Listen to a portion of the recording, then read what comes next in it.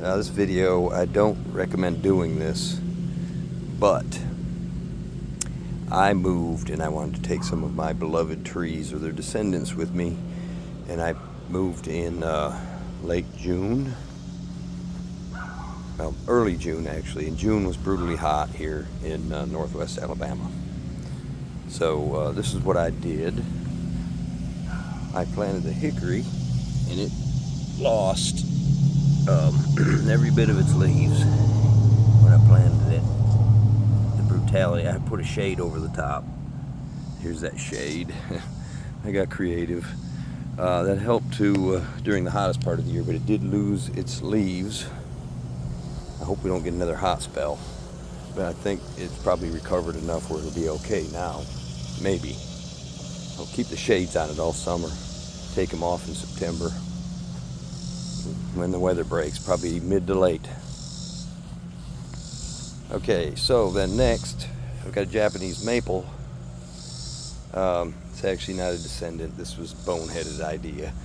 It was growing under the shrubs that you see way over there by the garbage and recycling cans, where I cut that gap out. I had to cut a gap to get to it. The property we just bought is kind of overgrown a little bit, so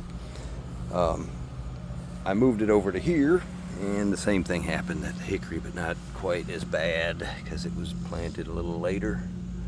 You can see those leaves. I thought it was a goner. I got the shade on it and it kept going down, but since the weather broke, it's improving, and I'm going to watch right in this area here. That is the greenest part of the main stem and the tallest part, and that's where the hormone gibberellin is stored at its highest concentration in the whole plant. So I'm watching that area right there for the new growth, and I'll put another video to show you if it's going to make it or not. So silly planting, but I am proving that at least you can plant any time of the year that you really want to.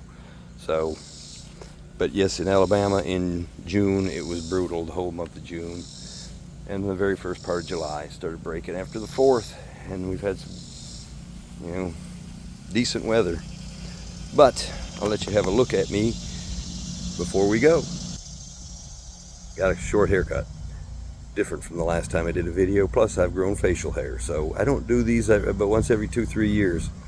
And in a previous video, if you happen to watch it, about my redbud tree, I never got to do that pruning and everything that I wanted to do and saving it.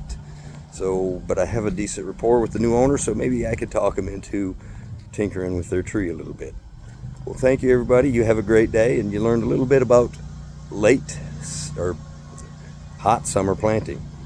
Okay, you learned a lot about it today.